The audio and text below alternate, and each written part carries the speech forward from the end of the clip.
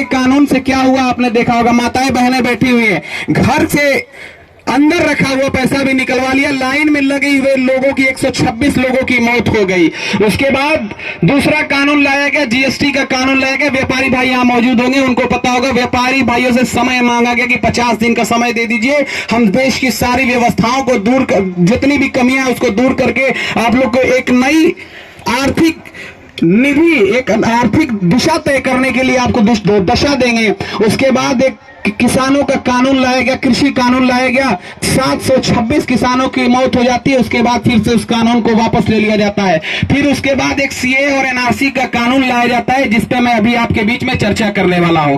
CA और NRC का कानून साथियों देश की लोकसभा में पास हो गया है, और वो कानून ये है, कान खोल करके सुनेगा, मैं बहुत बड़ा वक्तव्य तो नहीं हूं, अच्छी तरीके से आपके बीच में पेश नहीं कर पाऊंगा, उसके लिए क्षमा चाहिए, लेकिन कान खोल करके सुनेगा। सीए और एनआरसी का एक ऐसा कानून लाया गया है, पिछड़ी बिरादरी और अनुसूचित जनजाति और अल्पसंख्यकों के लिए सुनना ये बहुत जरूरी है। सरकार ने एक ऐसा ऑर्डिनेंस पास किया है कि 24 जून 1987 से पहले, डेट को याद रखिए, 24 जून 1987 से पहले जिसके पास जमीन नहीं रही है, रजिस्टर्ड जमीन, कागजी जमीन, या वो कोई इंसान जिसने मुकदमा नहीं कहीं झेला होगा कोर्ट कचहरी में, ऐसे लोगों को देश का जो नेशनल रजिस्टर बनाया जाता है उसमें उनको कहीं जगह नहीं दी जाएगी।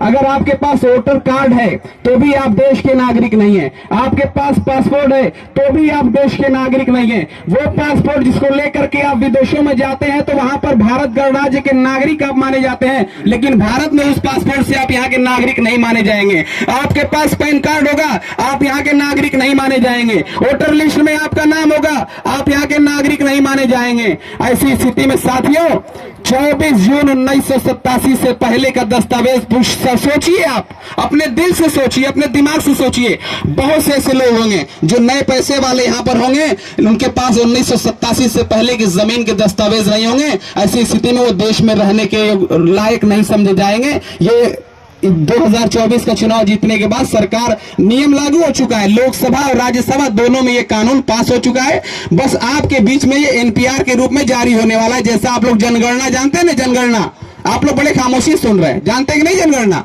हर 10 साल पे होती है ना, इस बार 2021 में जनगणना नहीं हो पाई थी, उसको भी एनपीआर के रूप में आपके बीच में पेश किया जाएगा। आगे बात बढ़ाते हुए मैं आपको बताना चाहूंगा कि विकास और बहुत सारी बातें जो होती है वो तब होगी जब आप समाज में जीने के लायक रहेंगे।